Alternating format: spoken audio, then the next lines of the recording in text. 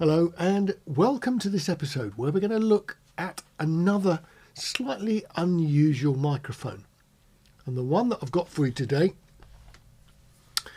is an Audio Technica, a 2020. Now, many of you might not be that familiar with the concept of stereo microphones, but we've been using them now for quite a long time.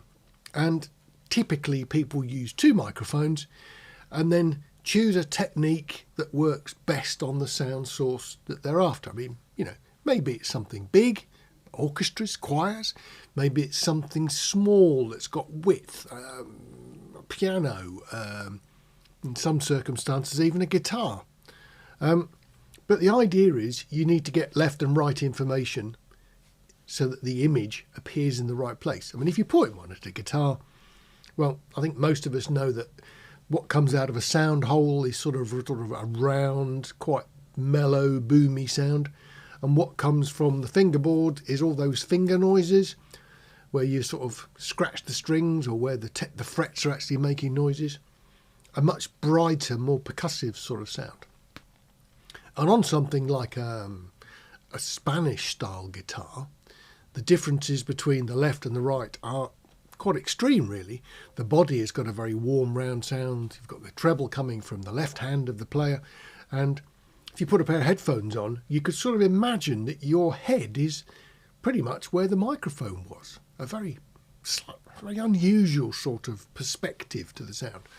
So I'm not quite sure that a guitar counts as a stereo source because it's not that big, but people do it, and I think most of us like the sound that we get. So something like this is a bit odd, and I don't think many people have got them in their collections. So a little bit about this mic. Well, it's got a brass body, it's very heavy, and on the top of it we've got two capsules, and at the moment they're actually 90 degrees apart. If I hold it up like that, so what we've got is a front capsule and a rear capsule, so that sort of end on, they're not aligned perfectly, but they're in free space. So although one is above the other, it fires clearly that direction, and the sound arriving from that direction will hit that one clearly. So ideally, microphones should be in the same place. If you're using XY, which is what this technique is called, then the idea is that the diaphragm of both capsules occupies the same space. Now, clearly that's quite impossible. Physically, you can't do it. So this sort of side-by-side arrangement is quite popular. And on this particular microphone, they can adjust. So for storage, they point like that. The first click stop is actually 120 degrees apart. Move it round there, and we move to 90 degrees. 90 degrees for XY is probably the most popular and the most common. The reason for the 120 degree angle is that if you're recording something that's very wide, I mean, let's imagine an orchestra or a choir on stage, or maybe an Irish band where you've got a very wide stage with loads of performers but very little depth.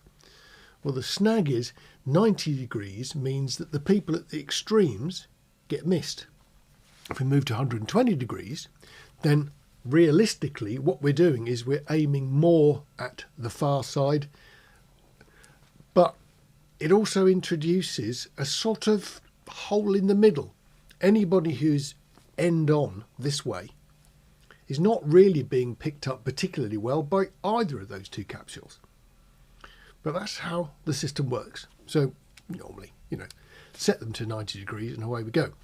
Now, this microphone, you may be able to pick up second hand, very cheaply, faulty.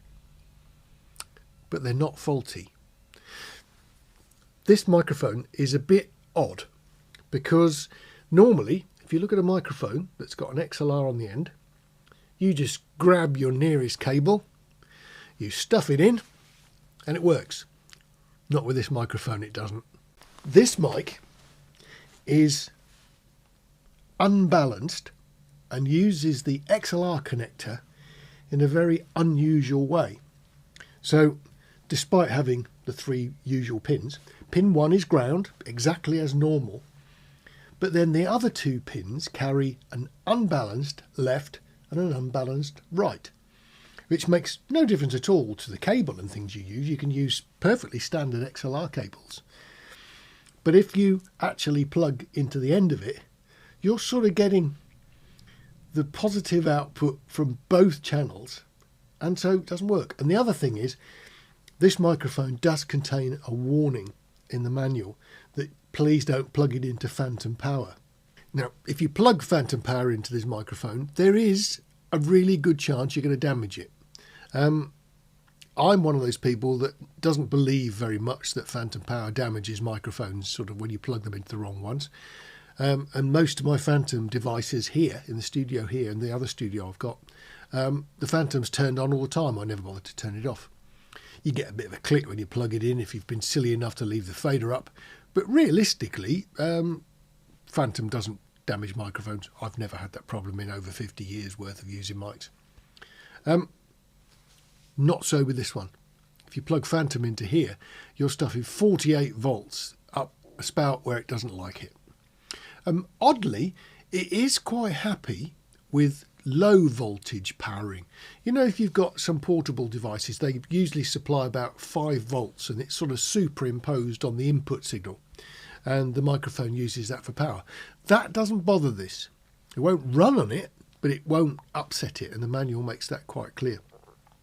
So this microphone can only be powered by battery. There's a battery inside. It's a brass body. It's really sturdy. It doesn't feel like, it's not a sort of plasticky mic or anything. It has a nice feel to it. But it does need powering from a 1.5 volt battery, just an ordinary AA. So it's great for portable devices too. If you've got something like a Zoom recorder or whatever, you can use some of that. And if you've got anything that's got a stereo 3.5mm jack input, that will work fine. The only controls you've got on the microphone is basically an off switch, and then you've actually got a setting that says flat, and you've got another setting that says low cut. Pretty obvious. But how do you make this thing work with that weird sort of connector on the end? Well, what you have to do is make up a cable like that. Looks a bit like a Y split, but basically what it does, that connector will go into the bottom of the microphone, or an ordinary microphone cable if you're using it at a distance, and then you've got a left and a right. So basically that one takes its output from pin 1 and the audio's on pin 2. That one has the ground on pin 1 and the audio's on pin 3. The others are shorted together. So it took me about, I don't know, half an hour to make that up. I suppose if you can't solder, that's a bit of a pain. But with this cable, all you have to do, plug it onto the microphone, and there is your left and right, unbalanced. And to be honest, if you stick an unbalanced microphone into a balanced input, it doesn't make any practical difference at all. It works perfectly fine. Fair enough, you've lost hum rejection possibilities, but we don't get that very often, do we? So it isn't a big deal whatsoever.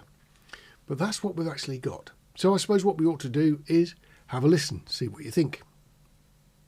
Well, I've put the mic up, and you know what I said about you mustn't connect phantom power to it because the manual says you can't. Well, I did. I've plugged it into this Zoom recorder, and in my typical fashion, I forgot to turn the phantom power off. So I've done a little test for you accidentally, that what happens if you do forget to turn the phantom off and plug it into this mic using this way of powering it and this way of doing the Y split? Absolutely nothing. The microphone is still functioning perfectly well. So I've sort of proved something I didn't mean to. Anyway, let's have a listen and see what we think.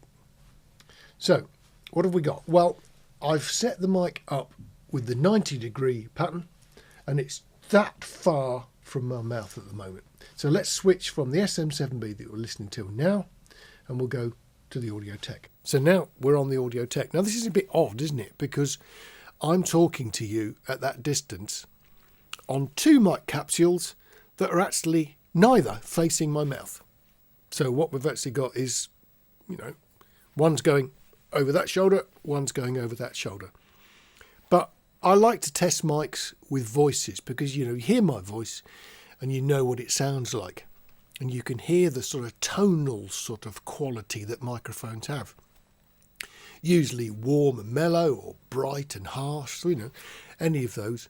But usually with small condensers like this, it's pretty good. Both of these capsules are actually rubber mounted, so there is a little bit of resilience against making too much noise if you touch it. I'll prod it and you can see if I run my fingers on it. That's the actual noise that you get by touching the mic. And considering it's got these little rubber things, it reduces that thump quite a bit from some of the microphones we've tried. But I guess we need to try it on a musical source. So it's probably, let's try my guitar, the bright one, not the horrid one.